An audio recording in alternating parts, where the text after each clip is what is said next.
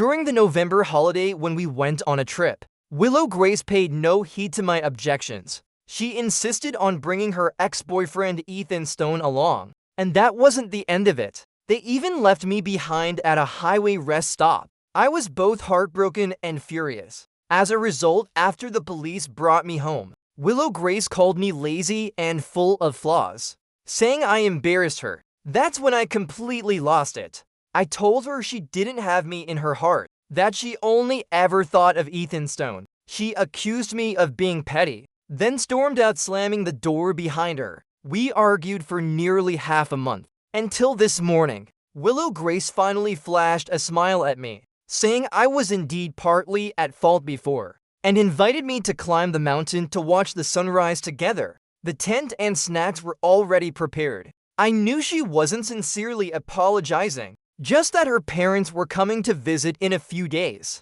and we'd have dinner together. In the past, after every fight, fearing I'd lose Willow Grace, I'd always take the initiative to give gifts, humbly apologizing for days on end. Only then would Willow Grace smile again, becoming warm with me as before. I'd be overjoyed. Continuing to nurture this hard-won love, Willow Grace seemed accustomed to this pattern, truly believing every time it was my fault. I felt like she was choking me, holding my very life in her grip. Even though I could barely breathe, I had to force a smile. But over these past few days, I gradually saw clearly. With anything related to Willow Grace, I seemed to have lost all interest. So to her invitation to watch the sunrise, I only replied with a faint alright, then turned and walked into the study. In the past, watching the sunrise with Willow Grace was a long-cherished wish of mine, but every time I brought it up she refused.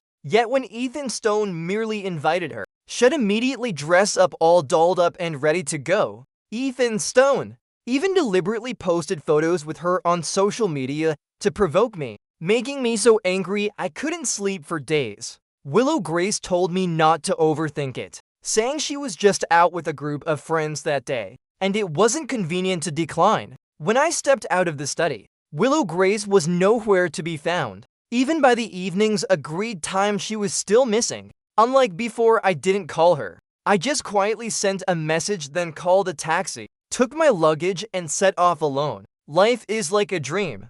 Instead of fretting over others, it's better to find your own joy. The mountain was crowded with climbers. I chatted with them, not feeling tired at all. Reaching the peak, I took a brief nap, prompted by a thought. I stood in the breeze waiting for the sunrise. The orange light pierced through thin clouds, gradually spreading across my face, warm and gentle in a way that felt surreal. I happily snapped photos and posted them on social media. But by chance, I saw a message from Ethan Stone in the alumni group chat. It was a video of him at a concert, mixed with a girl's voice singing along. I recognized it instantly, unmistakably Willow Grace, but I didn't feel heartbroken, nor did I feel stifled. After all, things like this had happened countless times. I'd long lost count.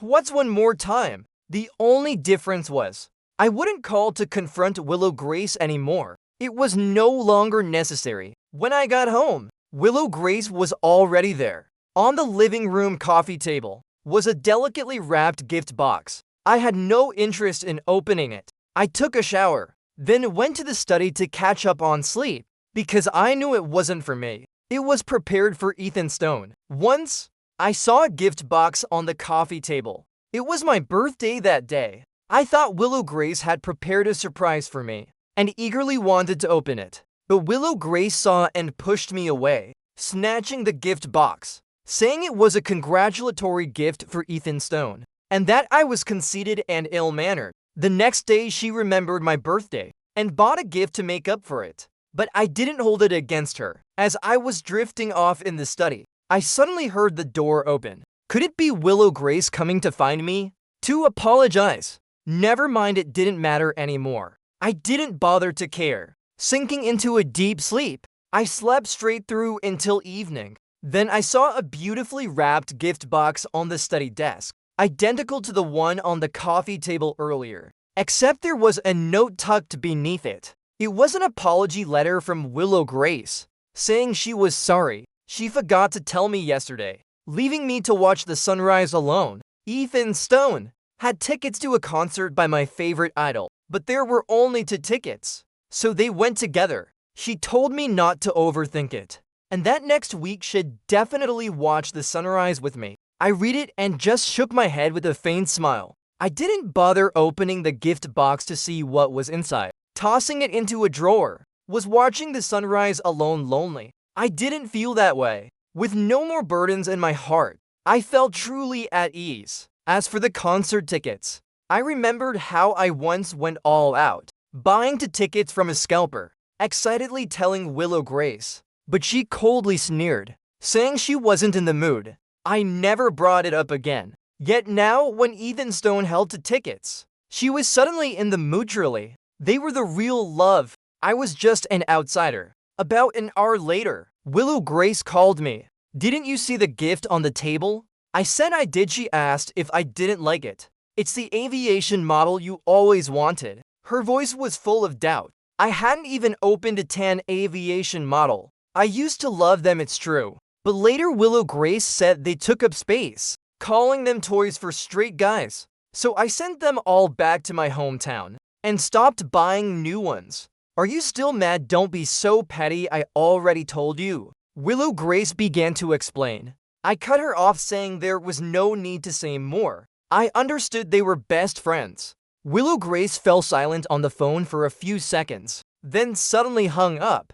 I thought to myself, was she angry? No, that's not right. In the past, when I made a fuss, she found it annoying. Now that I didn't argue or make a scene, she should be relieved. Maybe she hung up and laughed to herself. Either way, it had nothing to do with me. I didn't want to let Willow Grace drag my emotions along anymore. That evening when Willow Grace returned, she held a bouquet of white and pink roses, telling me to sit in the living room. Suddenly she placed the bouquet in front of me. There was an open card attached, saying happy 7th anniversary of us being together. At the bottom was a small star drawn. Without her saying, I knew it was from Ethan Stone, because Ethan Stone always gave white and pink roses. Well, I always gave red roses.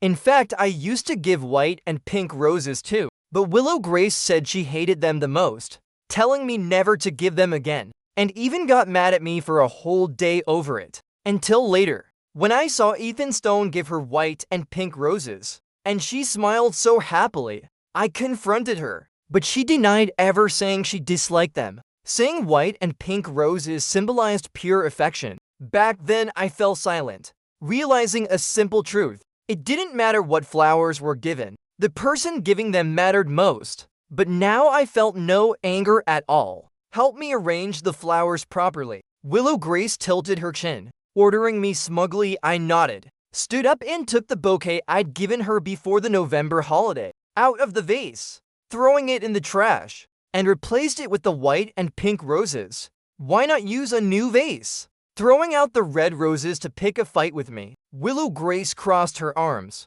looking at me with a cold, mocking gaze. Continuing, you're just too petty. That familiar phrase again. That lofty demeanor again. In the past, I'd be so angry my face would turn green, my whole body trembling, arguing and debating with Willow Grace. Then she'd slam the door and leave, and I'd apologize, coaxing her to come back. But now, I just calmly said she misunderstood. Willow Grace seemed unprepared for my composure, showing a surprised expression, then frowning, saying nothing more to me, turning and slamming the door as she left. Clearly she was angry again. She probably thought I'd chase after her as before, carrying her bag, endlessly apologizing and taking the blame. She'd keep giving me the cold shoulder outside, making me coax her for hours even if it meant skipping work, only to end up getting scolded by my boss, having my pay docked, or even getting fired. Because of this, I changed jobs several times.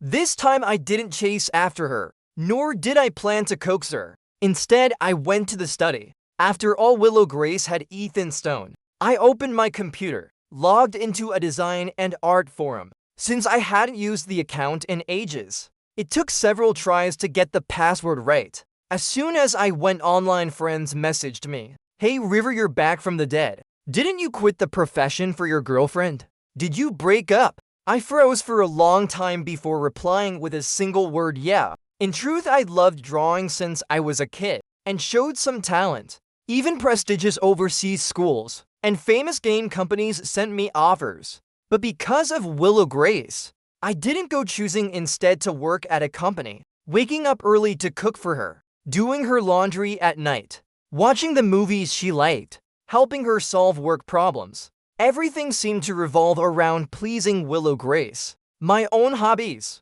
I gradually gave up. Drawing aviation models still the same, yet I got nothing in return. Willow Grace was hot and cold with me, but always warm with Ethan Stone. I once thought I'd love her for a lifetime. That dream had long shattered. Instead of exhausting myself for someone else, it's better to love myself. 2 hours later, I got a call from Ethan Stone. Are you even a man? Do you know how much you've hurt Grace? She ran out alone in the middle of the night. Aren't you worried? Ethan Stone shouted at me. Isn't she with you? What's there to worrying about? I replied and hung up. Continuing to chat with friends on the forum, they all urged me to return to my old profession, saying with my talent, I could catch up with the times.